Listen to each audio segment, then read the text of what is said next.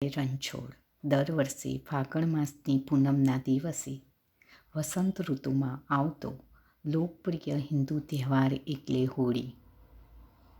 ફાગણ સુદ પૂનમે પ્રાચીન આર્યજનો નવા ઘઉં અને જુવારના ડુંડાને હવનના અગ્નિમાં હોમીને અગ્નિહોત્રનો પ્રારંભ કરતા હતા. અનાજના ડુંડાને સંસ્કૃતમાં હોલક કહે છે. એના ઉપરથી હોલિકા અને હોલી શબ્દ બન્યો. ગુજરાતીમાં હોલી શબ્દ હોળી બન્યો. ફાગણ સુદ પૂનમના દિવસે હોળીનો તહેવાર સમગ્ર ભારતમાં એકસાથે ઉજવવામાં આવે છે. આ દિવસે ખાસ ઉપવાસ કરવાનો હોય છે, જેને હોળી ભૂખ્યા કહેવાય છે. તેમાં ધાણી, ચણા, ખજૂર ખાસ ખાવામાં આવે છે, પરંતુ રાંધેલું અન્ય અનાજ કે બીજા ફરાળી પદાર્થો ખાવાના હોતા નથી. આમ આ ઉપવાસ આપણા અન્ય ઉપવાસ કરતાં કંઈક અલગ હોય તેમ જણાય છે. હોળીનો તહેવાર એ ઋતુસંધિમાં આવતો મુખ્ય તહેવાર છે. આ કાળમાં વાતાવરણમાં સૂક્ષ્મ જીવાણુનું પ્રમાણ ખૂબ વધી જાય છે, જેને વાયરસ તરીકે ઓળખવામાં આવે છે.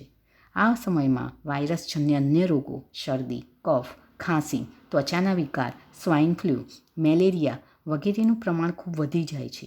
આ વાયરસજન્ય રોગોથી બચવા પ્રાચીન ઋષિઓએ એકસાથે એક જ સમય રાખી અગ્નિમાં વિવિધ ઔષધિઓનો યજ્ઞ કરવામાં આવે તેવી પરંપરા વિકસાવેલ હતી અને તેને લોક તહેવારો સાથે જોડી દીધી, જેમાં હોળીમાં લીમડા, આંબા, સાગ, ખીજડા, ચંદન વગેરેના લાકડાથી હોળી પ્રગટાવવામાં આવે છે અને તેમાં ગાયોના છાણા, કાચી કેરી, એલચી, કપૂર, નવા અનાજ, ચણા, શ્રીફળ વગેરેનો હોમ કરવામાં આવે છે, જેનાથી થતો ધુમાડો વાતાવરણને શુદ્ધ કરે છે, સૂક્ષ્મ જીવાણુ વાયરસનો નાશ કરે છે. સમગ્ર દેશમાં એકસાથે થતું આવું હોળિકા દહન રોગ પ્રતિકારકનો ઉત્તમ ઉપાય બની રહે છે. આયુર્વેદ દ્રષ્ટિથી જોતાં ફાગણ માસની પૂનમ એ વસંત ઋતુનો સમય છે. વસંત ઋતુ એ કફનો પ્રકોપ કાળ છે.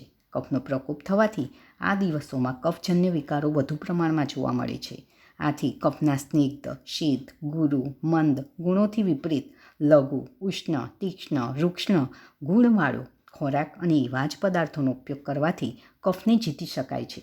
જુવાર કે મકાઈને શેકીને બનાવેલી ધાણી, ચણા, ખજૂર અને મમરા વગેરેમાં આવા કફના ગુણોથી વિરુદ્ધ એવા બધા જ ગુણો જણાય છે, જે શરીરમાં સંચિત કફનું શોષણ કરે છે અને શરીરના દોષ તત્વોને બહાર કાઢે છે.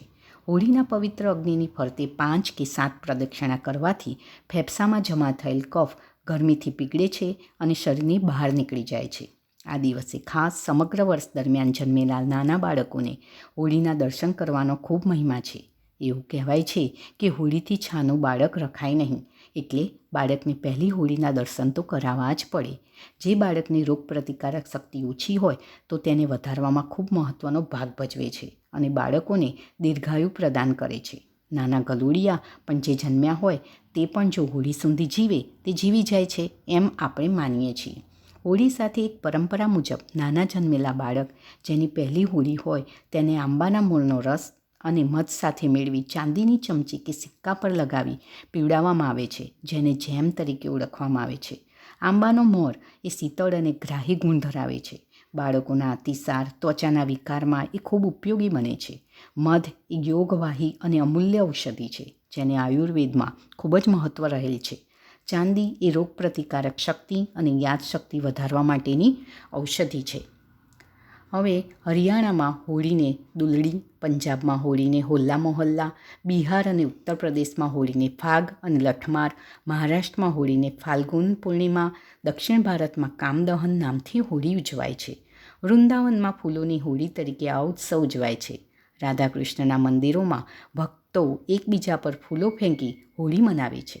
આમ હોળીનો ઉત્સવ એ ફાગણના રંગોથી આપણા જીવનને રંગીન બનાવતો, સત્યનિષ્ઠાનો મહિમા સમજાવતો તેમજ માનવ મનમાં અને માનવ સમાજમાં રહેલી અસહ્ય પ્રવૃત્તિને બાળવાનો સંદેશ આપનારો ઉત્સવ છે. જય